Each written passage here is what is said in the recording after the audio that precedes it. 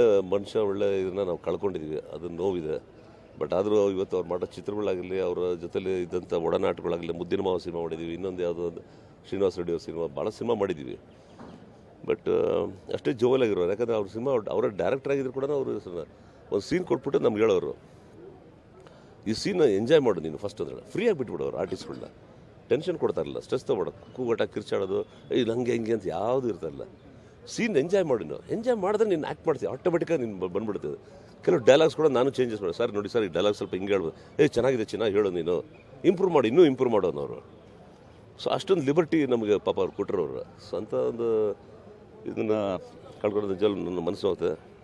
ಅವ್ರ ಆತ್ಮಕ್ಕೆ ಶಾಂತಿ ಸಿಗಲಿ ಅಂತ ದೇವರಲ್ಲಿ ಪ್ರಾರ್ಥನೆ ಮಾಡ್ತೀನಿ. ಸರ್, ಅವರ ಒಂದು ಯೂನಿವರ್ಸಿಟಿ ಇದ್ದಂಗೆ ನಮ್ಮ ಚಿತ್ರರಂಗಕ್ಕೆ.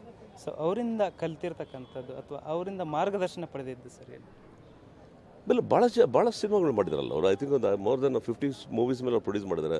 ಒಂದು 18-20 ಸಿನಿಮಾಗಳನ್ನ ಡೈರೆಕ್ಷನು ಮಾಡಿದ್ದಾರೆ ಅವರು. ಎಲ್ಲ ಮಾಡಿ ಸಕ್ಸಸ್ಫುಲ್ ಫಿಲಮ್ಸ್ ಕೂಡ ನಾನು ಹೇಳೋದಲ್ಲ, ಅವ್ರು ಹೇಳೋ ಸಕ್ಸಸ್ಸು ನೋಡಿದ್ದೀನಿ, ಫೇಲ್ಯೂರ್ಸು ನೋಡಿದ್ದೀನಿ.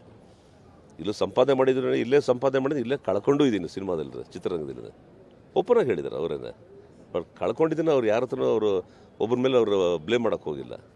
ನನ್ನ ಒಂದು ಓವರ್ ಕಾನ್ಫಿಡೆನ್ಸು, ನನ್ನ ಒಂದು ಇದ್ರ ಮೇಲೆ ನಾನು ಕಳ್ಕೊಂಡಿದ್ದೀನಿ ಅಷ್ಟೇ ವಿನ ನಾನು ಯಾರನ್ನೂ ಅದ್ರ ಮೇಲೆ ನಾನು ಹೊರೆ ಹೊರ್ಸೋಕೆ ಹೋಗೋದಿಲ್ಲ ಅಂತ ಪಾಪ ಓಪನಾಗಿ ಹೇಳ್ತಾ ಇದ್ದೆ. That's all. ಅವ್ರ ಆತ್ಮಕ್ಕೆ ಶಾಂತಿ ಸಿಗಲಿ. Thank you sir. Thank you. ಇದಿಷ್ಟು ಹಿರಿಯ ನಟ ಶಶಿಕುಮಾರ್ ಅವರ ಮಾತಾಗಿತ್ತು. ಕ್ಯಾಮ್ರಾ ಪರ್ಸನ್ ಹೇಮಂತ್ ಜೊತೆ ಧನು ಎಲ್ಗಾಜ್, ಪಬ್ಲಿಕ್ ಟಿವಿ, ಬೆಂಗಳೂರು.